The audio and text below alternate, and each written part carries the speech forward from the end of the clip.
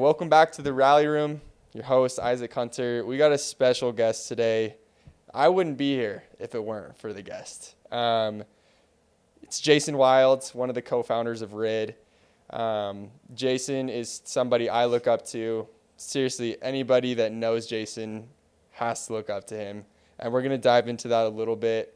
We're going to get to know Jason. I've got a lot of really good things I want to jump into with him. So, Jason, welcome back. Thanks, bro. You're too kind with the intro. Formerly known as the Riddcast, you made an appearance there. What's it called now? The Rally Room. Oh, yeah, you said that. Okay. I did say that, but that's okay. My bad, dude. No, I'm just kidding. But no, I like the Rally Room better, honestly. It's good. Yeah. So a couple of things about Jason too that I just want to touch on.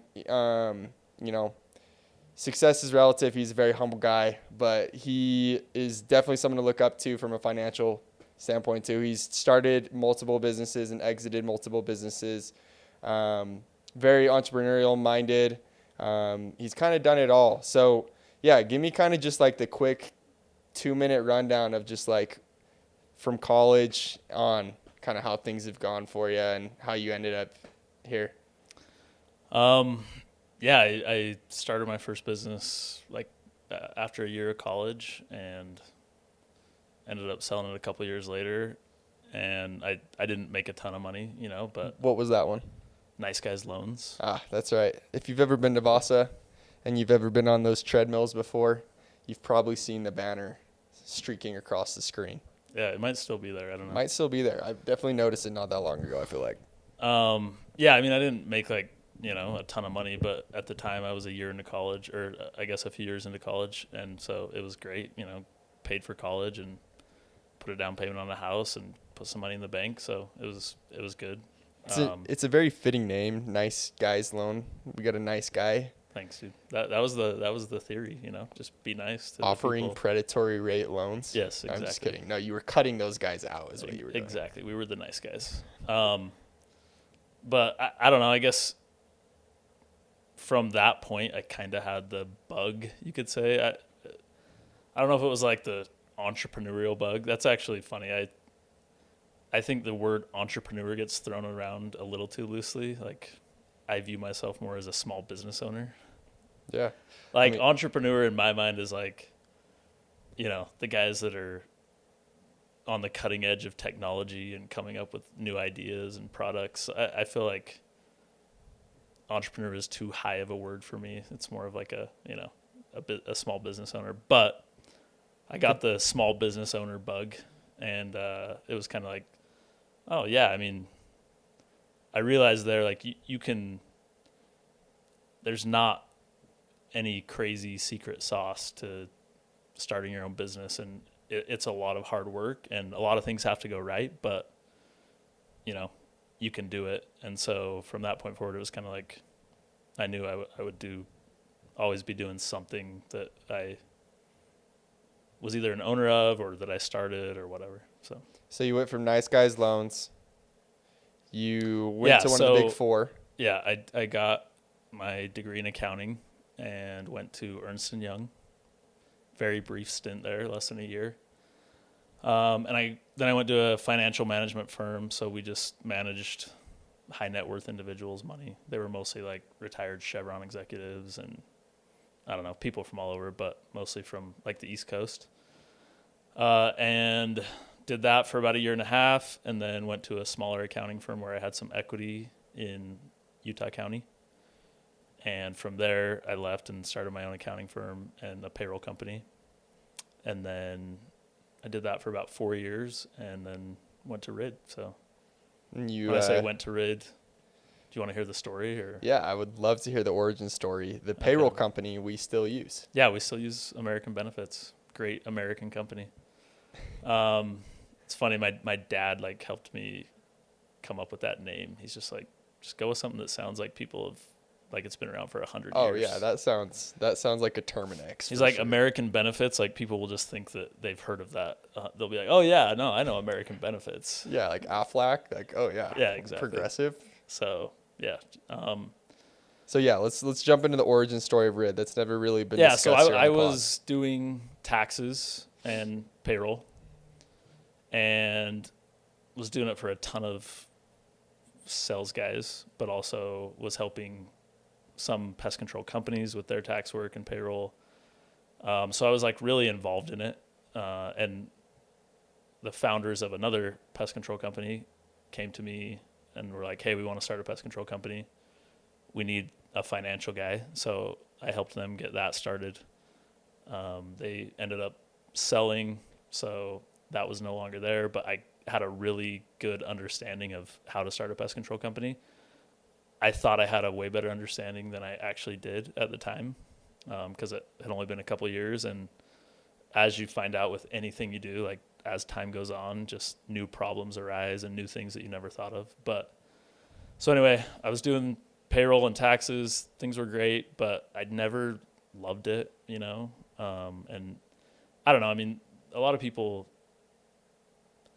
don't, a lot of guys that are doing taxes or payroll don't love it, but some actually do. And I wasn't one of the ones that loved it. And I was constantly in the back of my mind, just like, okay, I know I don't want to do this forever, but it's really good. So if something comes along, I'll probably try to make a move at some point. And Carson and CJ were tax clients and friends. And You saw their 1099s. I saw their 1099s. Yes, they did very well for themselves. And I had also been at that other pest control company that we had sold, and I was like, okay, this works. Like, I know there's a market for this, you know? And through a chain of events, they ended up leaving their pest control company. Carson and CJ did. And we had kind of talked about it for a couple of years, like, hey, we should start one someday, you know? And it just that thought was like 10 years down the road, we should start one, you know? But because they ended up leaving their company abruptly, it was like, where are we going to go? And so we all got together and they were like, should we just do this right now? And I was like, let's do it. So we drove over to WeWork, rented a room, and just got rolling, dude. That's where I met you guys. Yep. Initially. Yep. It's where most people listening to this probably met us initially. Well, I don't know anymore, but I feel like Ridd's that's grown. true. We've been out of there for like 3 years almost. So you would say, and I mean, this is one of the things I wanted to talk about too, because, you know, you could have done a lot of things and you've done a lot of different things in a lot of different industries. Even in the door-to-door space, you were probably doing taxes for clients in a bunch of different industries, solar, roofing, solar, alarms, roofing, pest, satellite, you name it. Why was it pest control? I mean, obviously I know Carson and CJ, the other two founders, obviously had the door already, their feet were already in pest control. So was that part of it? Like why'd you guys, you know, go all in on pest control? Yeah, that's a good question. I mean, my other businesses were going really well, so it truly wasn't like, oh, the first opportunity that comes along, I'm going to take it. I had to think really long and hard about it. And pest control, to me, is the one that's always going to be around. And looking at everything that I had seen doing taxes and payroll for all these companies over the years, I just saw that pest control was the steadiest. You know, you might not have the highest earners in pest control. It's not the sexiest product. It's not the sexiest product. You don't have guys that are making $1 million a year. It's really rare, right? But consistently, it's like the most steady growth. People can always sell it. People always need it. It's like an essential product, you know. Times get tough, and you live in somewhere in an area that has a lot of bugs, you're probably going to cancel your alarm system before you cancel your pest control.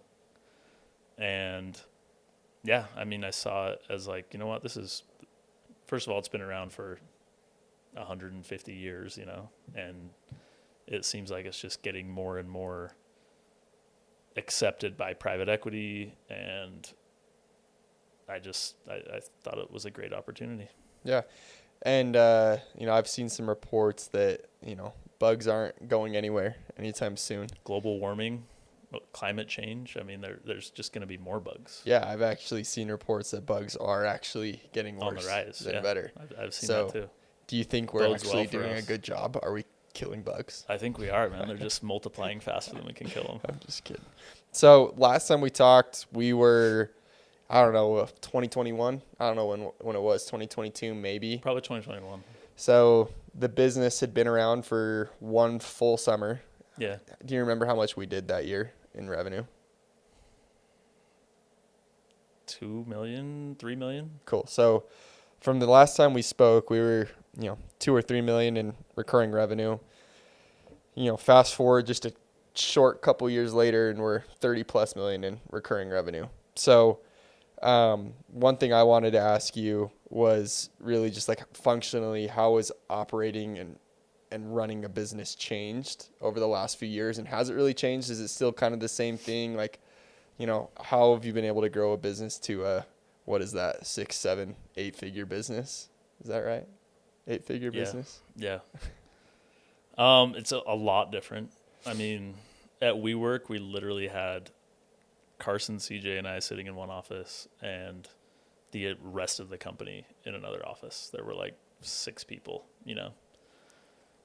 I mean, I was like best friends with everybody at the company. I talked to everybody on a daily basis. And now, we have 100 plus full-time W-2 employees and 250 to 300 salespeople. So I don't know 80% of the company, on a personal basis. Which is crazy how that changed. I remember that, like going to like some of the meetings and stuff, just like looking around where I used to know every single face. And then it's like, I don't know almost anybody at this point. It's kind of crazy how that changes. So it's a lot different, and it's all the same problems. It's just the dollar amount is multiplied by 10. So the problems feel a lot heavier, when they come up. And all the decisions, like it used to be like, okay, if we decide to spend $500 on this, it's not going to make or break the company. But now we're making a lot of decisions that have, hundreds of thousands of dollars of impact, and just a little decision that can swing things by hundreds of thousands of dollars. So it's more intense for sure, as far as like actually having to weigh out every decision and see how it's going to affect all the different moving parts. Yeah. So to dive into that a little bit more, because you are the numbers guy, you are the one that's trying to keep the business lean, get the business to profitability in all of the different branch locations, if they haven't hit it already, as soon as possible. And so as the business grows, how have things changed, and how have you been able to continue to keep the business lean when, or like, I don't know, I just imagine with, more revenue coming in, you kind of just get numb at some point to a certain degree, where it's just like, I don't know. You get what I'm saying? I know what you mean. Like it gets easier to just, 50 grand here. 50 yeah, grand exactly. There. This is a good way to illustrate this. Like in the beginning, I literally looked at every single transaction every day that the business made, right? It was like, what did someone spend $71 on? Like I looked at every single time the credit card was swiped.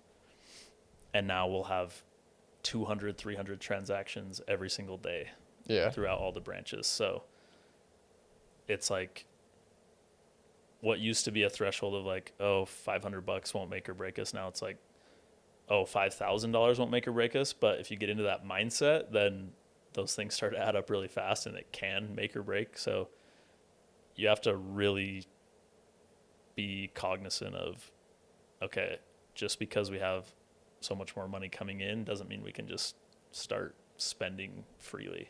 We still have to use the same principles that we used. And this applies to anything in life, dude. Like as your income goes up personally, you just spend more money, right? And you think back and it's like, dude, when I was living in an apartment and my wife and I combined were making $60,000 a year, both working full time, like we felt like we had plenty of money, how are we living off of that? And then if you just go back to those, and it's the same with business, it's like, holy crap, we used to have $2 million a year coming in and we were making it happen. Now we have $30 million a year coming in, and it seems like we still have to constantly be worried about it. If you just go back to those same principles of, all right, every transaction matters. When you're single making $1,000 a month in college and you're making it work, think, okay, what were we doing differently then? Like, maybe you can cut out a lot of the frivolous spending, the clothes and the shoes and the car and all that. And in business, it's, maybe we can cut out the extra budget on the furniture for the office or whatever it is. Like, if you go back to those same principles, regardless of the money that's coming in, it's like, okay, we can't forget the principles, right? Of, we got to run this lean. Every dollar matters. And it's tough to do that sometimes, but I think that's, you got to like set some baseline principles early on and then try to stick to them as good as you can. Yeah, I'm probably the annoying guy that's always coming to you wanting to spend more money, so I apologize. No, dude, I appreciate it. It's like today when Carson was like, seems like Isaac's always wanting to spend money and we're always just, just like putting the hammer down. I'm like, in my mind, I'm like, that's what we need though, right? Like, we need, obviously your job entails finding new ways to drive revenue, and that's going to cost money. But if we were just saying yes to everything, it would get out of control quick. Yeah. And hopefully it's not like offensive when you come and ask for something and we're like, nah, dude, we just can't spend that money right now. I think it's good to have that dynamic and have someone to keep you in check. It's good in anything in life. Yeah, I think my motto with a lot of it too is, if I'm going to fail at something, which I fail all the time, I'm going to fail fast, and I'll back up, and then I'm going to hit it from a different angle until I find something that works, and then we'll run with that and continue to find better and better processes. And that's always changing, especially with, just the industry changes. Sam and I talked about it on the last episode, how, the industry has changed even since he and I got into the industry 5 years ago with pest control specifically. But on the back end of things, that's the same thing. Yep. Things are constantly changing. So one other thing too that I wanted to ask is, and it doesn't need to necessarily be Ridd. Maybe it is with Ridd. Maybe it's with some of the other companies. Maybe you've had this moment. Maybe you haven't. But, I've heard a lot of small business owners, entrepreneurs, whatever word you'd like to use, who've had those moments where they've kind of had like this, oh shit moment where like things did kind of go probably too far, and they're, and I think you are good at this because you are looking at numbers a lot. You said it perfectly at the beginning. You were looking at every transaction. But have you ever had like any of those oh shit moments in any of the businesses that you started? How did you deal with those? How were you able to kind of like work through those? Yeah, dude, all the time, like in every business. I think it happens to everybody. I was thinking about this earlier actually, and it's funny because there's no blueprint for that. It's kind of just like you have to just figure it out, And it's funny because I think it's sometimes actually easier to solve those problems because you have no choice. It's like, if we're not going to make payroll this pay period and we have 100 technicians relying on that paycheck and 250 salespeople who are not going to come back to work for us if they don't get paid, it's like, because that problem is so dire and you have to solve it no matter what, you find a way, right? And a lot of times with the smaller problems, we'll kind of like, you know what, I can't figure that one out. Let's just brush that let's table that for a while, right? And then they stack up and become a bigger problem. I really think everybody has the skills for the most part to solve the big problems because you just don't have a choice. But if we applied that to like every problem that came up, we probably wouldn't get to the big problems, right? I really think most people could find a way to solve basically any problem if they had to.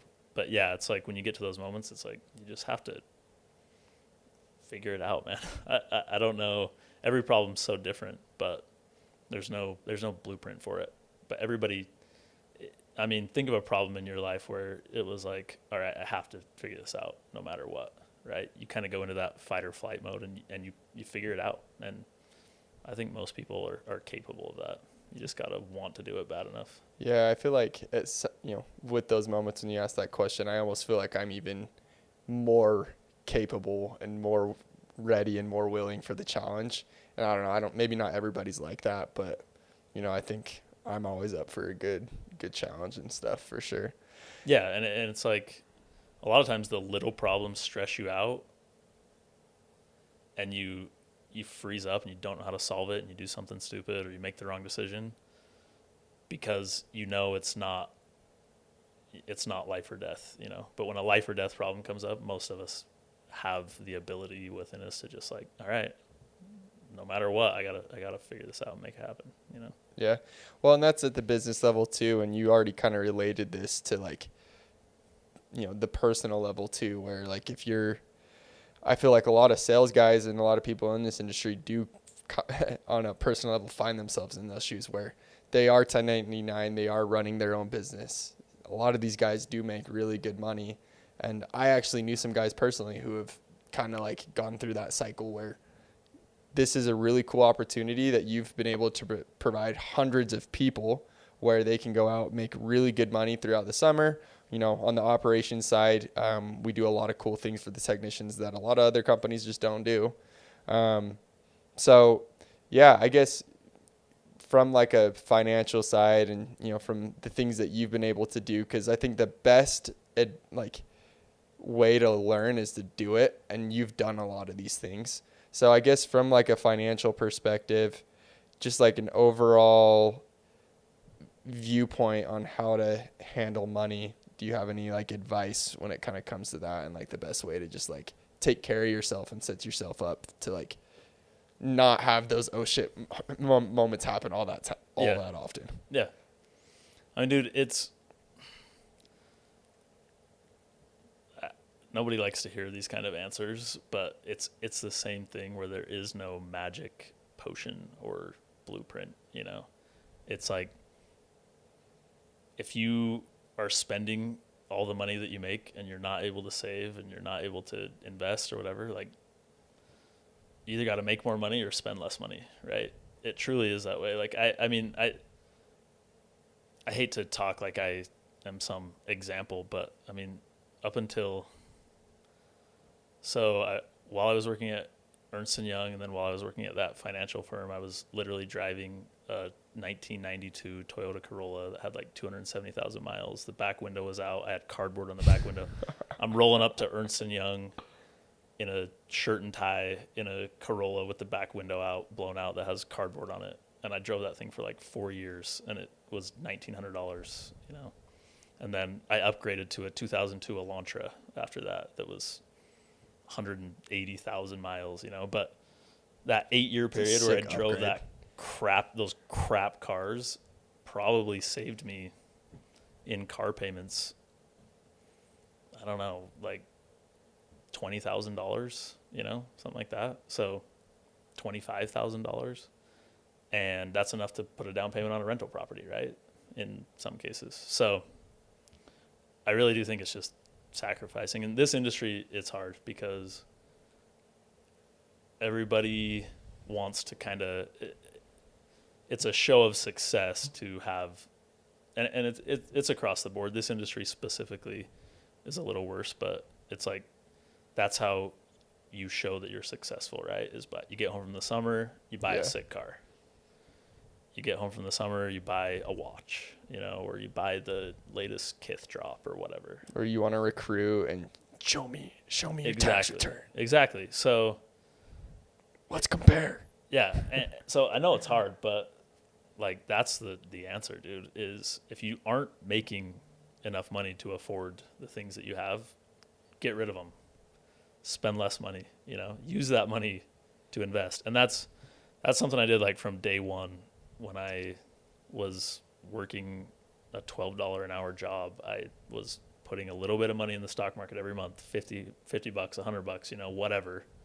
But just like making sure that, and we've all heard this. That's the thing. It's like everybody's heard this in their finance 101 class, their personal finance class in high school. Like take a certain amount of your paycheck every 2 weeks, put it in the stock market. And everybody does it for like a month or 2 or 3. And then it's like, dude, my buddy just bought a car.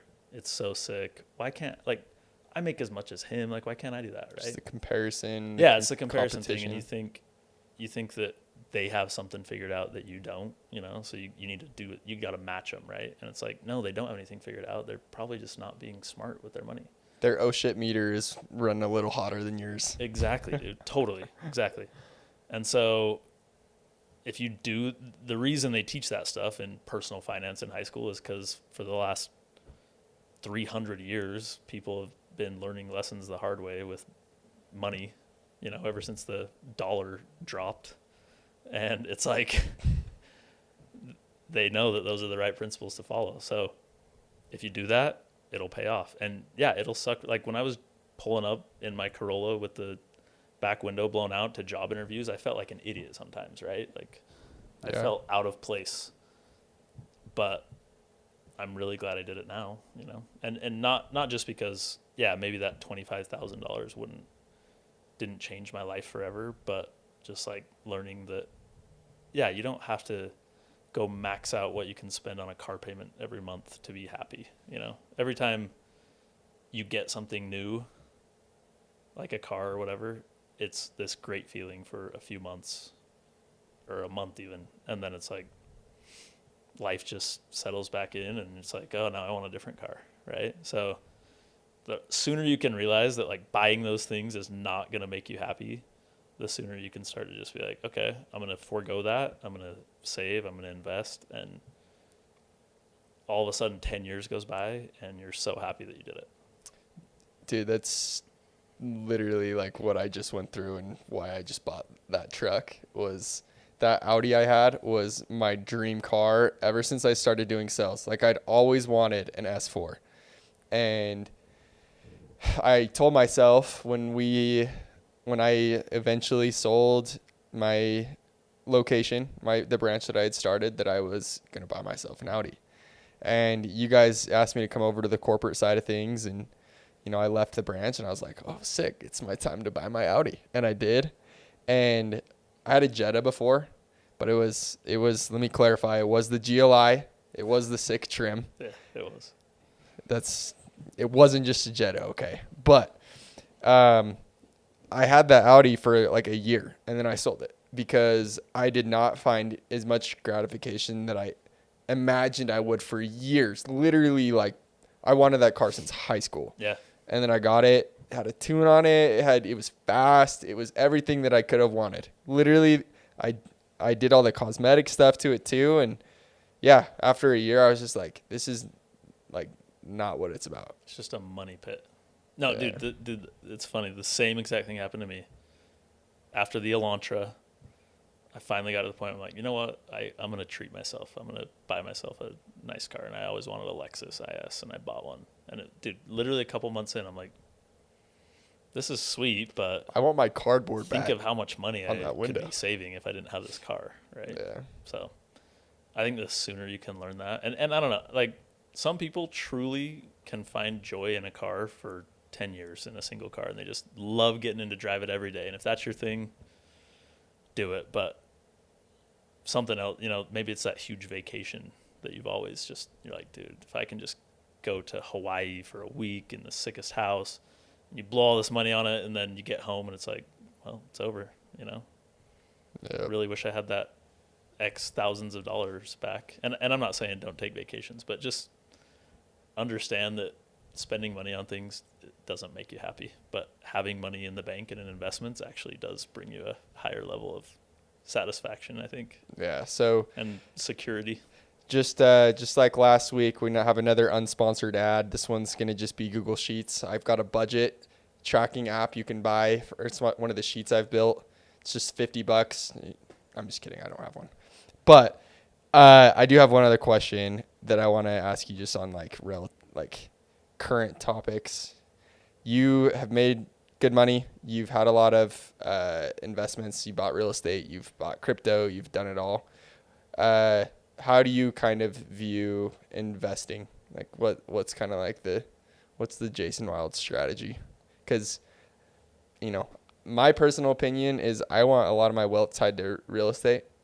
I know that you've had a lot of real estate. You've also sold a lot of real estate. Mm-hmm. So, and I know as far as I remember, you don't have a ton currently, like Right. that you're renting out, like, you know. So yeah, what's kind of your thought process on real estate, or I just investing in general? This is another like plain vanilla answer, but I think it's really important to just be balanced, have a little bit in everything.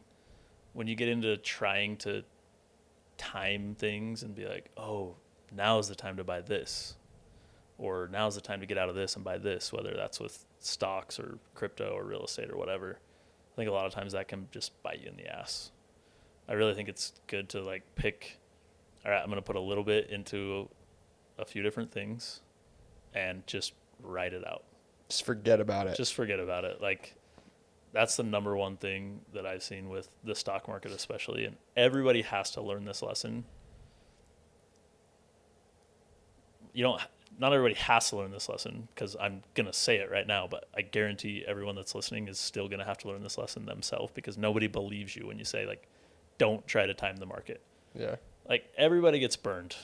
Oh, dude, it's running up. I got to get in. Oh, crap, it's dipping. I got to get out. And, like, everybody who has been in the stock market for 10 years or so will say, I've had a few of those times where I tried to time it and I got burned. And if I just would have left it all in and just forgot about it, I'd have 30-40% more money right now in the stock market. So that, and then one thing I've learned over and over, and I think I've learned it a few times with investments, and I thought I had learned it, and then I had to learn it again, and then I thought I learned it and had to learn it again. But I think now I've actually learned it. If it sounds too good to be true, it is. Like, without citing specific examples, it's like if someone is promising you X returns and it just seems too good to be true, or that does not correlate with historical returns in that market, like, it's probably a Ponzi scheme. I invested in a Ponzi scheme. I've invested in. Can you dive into that anymore? Or you're... Yeah, it was called Blackbird, and it was a guy that was doing commodities trading. He's in jail right now. Sick. And I mean, yeah, dude, it was the classic, hey, I'm generating like 30% a month, and shows the historical data, and went to his office and saw how he did it. And the whole time in the back of my head, I'm thinking, dude, nobody generates 30% a month. Like, why would he not just, if he were generating 30% a month, why is he trying to get me to give him my money? I'm some little, like, at the time I had hardly any money, and like all these other people that he's trying to get involved have hardly any money. It's like, why wouldn't he just be generating 30% a month for himself forever and just ride off into the sunset, right? For sure. Did you get any of that back? No, I got none of it back. Gone. Yeah.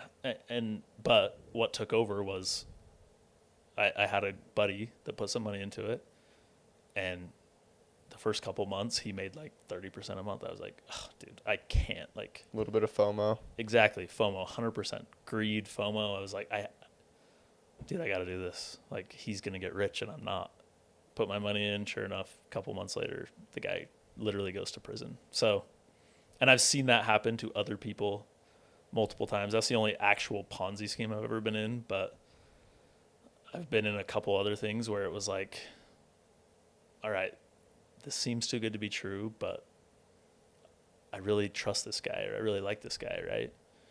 If it seems too good to be true, it is. And you really need to have someone skeptical take a look at it for you and poke holes in it and bring you back down to earth, right?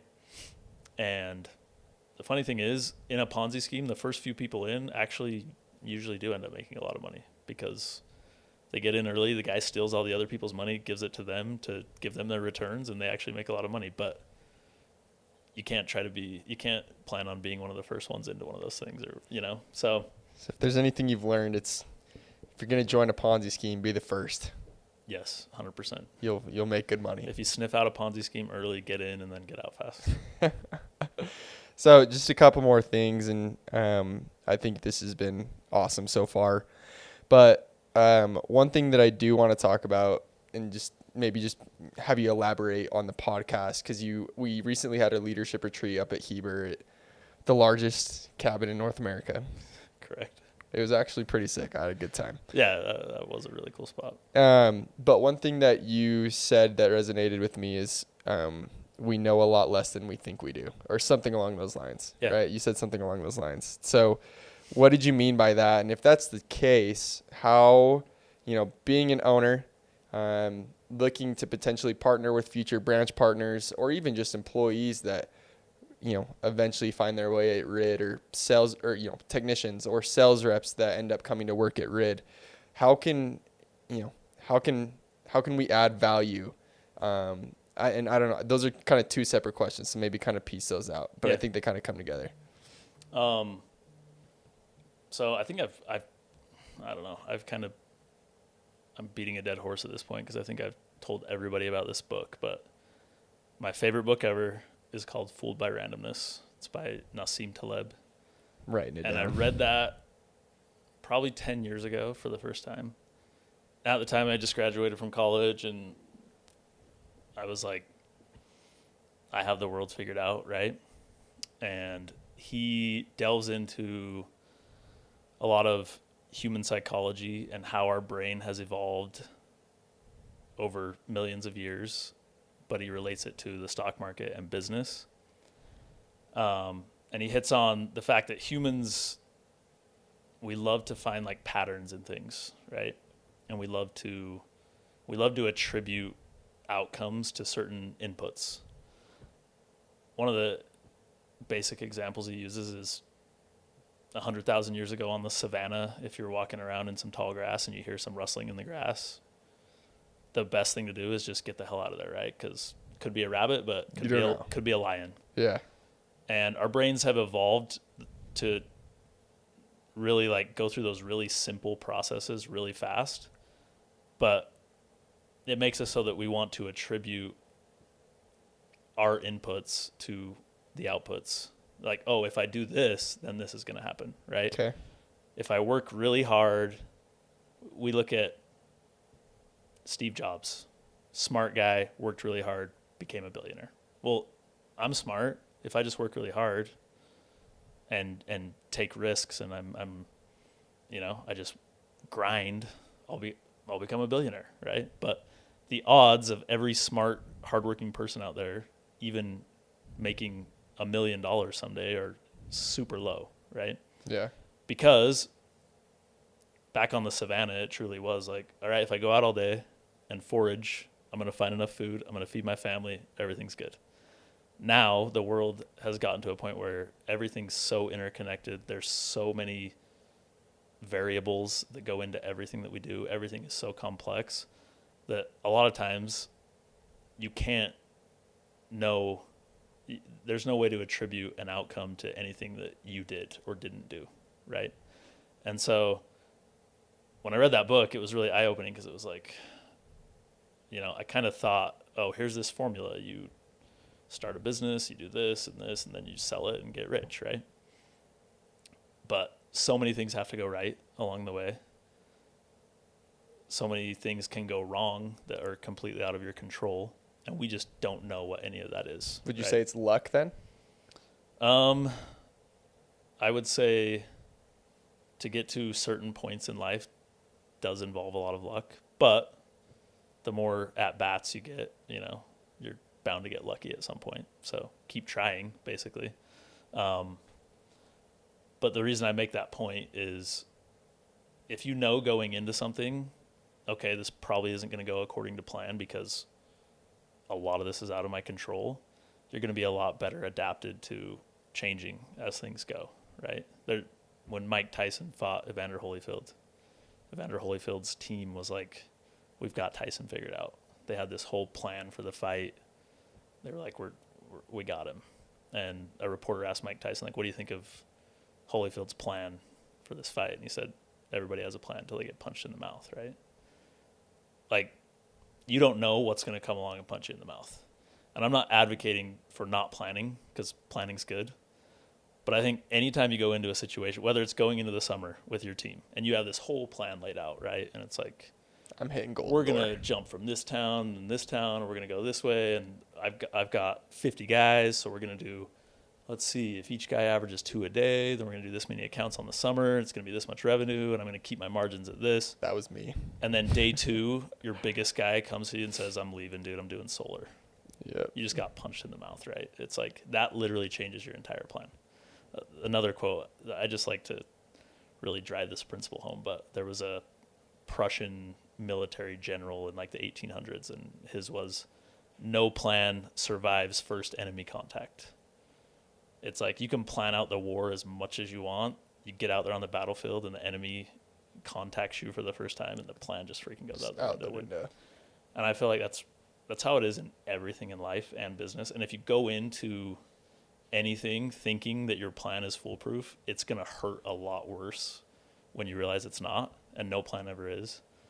And so if you go into it thinking, I really don't know much, right? I know these basic things. I'm going to try my best. I have a plan, but I know it's not even just it might not go according to plan. Truly, I know it's not going to go according to plan. Then you're a lot more vigilant, and it doesn't hurt when the plan falls apart. It's just like, yep, knew the plan was going to fall apart. You know? So what am I going to do now? How am I going to react to that? And it just, it's a lot easier to go through life and business not hanging on everything working out perfectly. Yeah, and you're not as hard on yourself either, you know, because a lot of times it's not your fault. Like, it's nothing that you did or didn't do. You know, maybe the number one guy on your team leaves, and you're thinking, what did I do that caused that to happen? A lot of times it's just random, you know, and there's nothing you can do about it. But you got to figure out, what am I going to do next, right? Yeah. So 2 things I got from that is, the first is just like, there's that quote, like, if you plan, or if you fail to plan, you plan to fail. You kind of take out that first part. It's just like, plan to fail. But yeah, and that's okay. And you got to be able to adapt and like learn, because, you know, whether you plan it, you know, because you said have a plan, but it's never going to go to according to plan. Yeah, like it's not bad to have a plan, but I think having an outline of a plan is probably a lot better use of your time than planning out every single detailed step of something, because you're going to get 2 steps into the 100-step plan and something's going to completely change, and you're going to have to figure something else out. Yeah, you can't be too rigid with things, and you got to be able to, going into the second thing, roll with the punches. Yeah. You know, and if you can't roll with the punches, then, you know, you're probably not going to be able to make it. And going back to your question of how to add value to a company, you're a great example of this, dude. You were a branch owner, got punched in the mouth by something or other. I mean, it's not like you failed at being a branch owner, but like life changed, right? Had a kid. Yeah. Big punch to the mouth. Huge punch in the mouth, dude. You had a kid. Things changed for whatever reason. You came on as, I don't know exactly what your title even is. I mean, you're just the guy. But the guy, I'm putting that as my LinkedIn. Director of Inside Sales. And as that's gone along, we've gotten punched in the mouth, right? With different things that have happened with Google, or not being able to reach our marketing budgets or whatever. And as time's gone on, we've come to you and been like, dude, we need you to do this now, right? And to your credit, you're just like, okay, sweet. Because that's not how everybody is, dude. A lot of people, it's like, no, I got hired to do this, and I'm not going to step over and help out with that. And like, that's just not the way to add value to an organization. Maybe when you're working at Google and they have billions of dollars and you truly do get hired to just do one thing. Yeah. But when you're at a small company or running your own company or whatever, it's like, a lot of times you just, like, there's a bunch of stuff I do that I just started doing in the beginning of the company, and I still do it. It has nothing to do with finances, but I just do it, right? Because somebody's got to do it. Same with CJ and Carson. It's like, if you get too in the weeds with, okay, what's my position? What are my job duties? Then I don't think people above will notice that you're not really trying to just add as much value as you can wherever you can. So I would say and that kind of goes along with I don't really know anything. It's like show up as a blank slate, understanding I don't really know anything about this job or whatever, or I know a lot less than I think I do. And so I'm just going to, everything that comes up, I'm going to give it everything I got and just be willing to change and be nimble and just help where I can. Yeah, I've talked about this with CJ probably the most, and you and I have maybe talked about this before, but it's kind of a crazy point where Ridd's big enough and is large enough where if you were to step aside, it would hurt really bad. You probably the most, if CJ or Carson went, Me like, the least. I'm just kidding, but if any one of you guys were to step aside, and then magnified even more so for everybody else, Ridd would go on. Yeah. The business would be okay. And that's probably a crazy thing to think about because this is kind of like your baby. Yeah. But that's how I show up to work every day. And I think that's really kind of what you were saying is just like everybody's replaceable at some point. Maybe when you are a small business owner, maybe you're the only person. Like, obviously, if you go away, the business goes away. Right. But you got to come to work. You got to show up every day humble and hungry to figure out the next thing, to look for opportunities where you can fill the gaps. And, I think that's super valuable for sure. Yeah, that's huge, dude. Like, show up just with the understanding that I'm replaceable, and if I'm not doing something, this is what I always tell my kid with golf. It's like, I'm not, like, there are dads that are really hard on their kids with golf in the junior golf world. I try to be really chill, but some days I'm like, it's pretty rare that he doesn't want to practice, but if he doesn't, sometimes I'm like, hey, dude, I bet so-and-so's practicing right now. Like, the world is a big freaking place, dude. There's 8 billion people out there, and there's a lot of them that are practicing golf right now. And when you're not, they're probably passing you up. And it's the same in the work setting. It's like, the world's a big place. If you show up entitled and thinking like I'm owed this, or I'm only going to stick to my job duties and not branch out and help out, there's probably somebody that would love your position, that's ready to step in and is hungry and would do it. So, yeah. It's very true. So kind of just to wrap things up, and the last question, I think this podcast has kind of shown what I'm about to ask and who you are, but we, on the last podcast, talked about how generous you were and how generous of just a person you are. And anybody that knows you and, is in your circle or not in your circle, I'm sure there's tons of people that you've just helped kind of along the way. So, I don't really want to talk about that this time around. But one other thing that I feel like people don't talk about as much is how genuine you are too. Because with somebody who's kind of gone through multiple businesses, like, I think the thing nowadays is to start an Instagram, start a TikTok, start some content, become a guru. You got a course you're selling for $5,000 and then you discount it for $4,500 for 24 hours only, but it seems to be running year round, things like that. But you genuinely are just like one of the most genuine people I've ever met. And so how do you kind of operate at that level? Because I feel like a lot of people don't when they've achieved, success and, achieved financial success, whatever it is. Some people might say success is other things like how many followers they have or whatever. But yeah, I guess how have you been able to stay genuine throughout the process and like stay the real Jason? Jazyn. Yeah. Dude, it's funny because it actually, I think my mindset on that, and I'm not saying that I don't know if I agree with you that I am like a super genuine person. He's being humble. But my mindset on that is, it's funny because it goes back to fooled by randomness, honestly. It's like nobody has it all figured out. And if you see someone selling the fact that they have it all figured out and you should learn from them, there's a good chance they don't. It's in that book. It's funny. This is one thing that stuck with me. He talks about how if you took, so there's 300 million people in America, right? If you took 300 million people and had a coin flipping contest, First round, 300 million people flip a coin. All the heads move on to the next round, right? Now you got 150 million people, roughly. They all flip a coin. All the heads move on to the next round.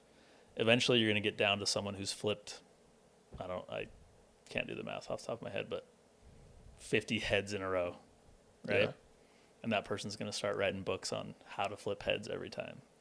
And this is what I would say to myself in my mind before I flipped heads every time, and then it came up heads. But really, it's just someone's going to flip heads every time, right? Yeah. If you do that. And so I look at it where I'm like, okay, I don't want to try to tell people like, hey, here's how you do this, here's how you do it, look what I did, because I do feel like a lot of it is I've been fortunate, right? And who's to say that someone else in my same position 10 years ago wouldn't have done the exact same thing or even way better, right? And a lot of the people, the gurus that you see out there, I think a lot of times, sometimes they're just full of shit. And I've seen this a lot. It's funny because I did people's taxes for so long, I would see how much money they actually made. Yeah. And then I would look at them on Instagram and see how much money they were telling Portrayed everyone they that were. they made, Yeah. or wanted to look like they make. And it's like, dude, if all of you only knew how much he actually makes, you know, how much of his income is going to that car payment right now, you would Yeah. think he was the biggest idiot in the world. But That leased car payment. yeah, the rental car for the photo rental shoot. car. But it's like, if you only knew, like, you would think he was a huge idiot, but you think he's a guru, right? And I do think a lot of the gurus out there, they're full of shit, or a lot of times, like, their situation just worked out such that they got to where they are, but if they got dropped on the street with $10 right now, they probably couldn't do it again, you know? And so you have to find your own path and use basic principles that have been tried and true throughout time and all eternity. And those are what will get you to your highest potential, not following the exact plan that somebody else did. You know, the gurus that have 500,000 followers, how many of those 500,000 followers do you think will ever get to their status? Couple, you know, not all 500,000, but they're all 500,000 are going to be following the same coaching package, the same program. A few of them will flip heads the 50 times. Exactly. A few of them will flip heads 50 times in a row, but the same thing just doesn't work for everyone because everyone's situation is so unique. So follow the basic principles that everyone knows work, and they're not the sexy things, and you'll be able to reach your highest potential that way, not by, you know, secret sauce and magic and coaching packages. And not that all coaching packages are bad. That's not what I'm saying. But don't think that you're going to sign up for some $5,000 a month coaching package and all of a sudden you're just going to be amazing at whatever you're doing, right? Yeah. I think this is probably another good time to bring another unsponsored ad. I do have a coaching package available. I'm just kidding. Unless you sign up for Isaac's coaching package, then everything will work out. It's only $4,500. If you use the discount Jason ZYN, I'll give you $500 off. That's a week, right? $4,000 a week. Yes. Okay. Yeah, that's on a weekly basis. But just to wrap things up, go buy Fooled by Randomness. Go listen to it. Looks like it's a 10-hour read. It's such a good book. It's my favorite book of all time. I know what I'm doing on the ride home. But Jason, thanks for being here, dude. Seriously, Ridd wouldn't be what it is without you. We're all super grateful for you, and we'll have to get you on here again soon. Thanks for having me, bro. Okay. Appreciate it. Until next time.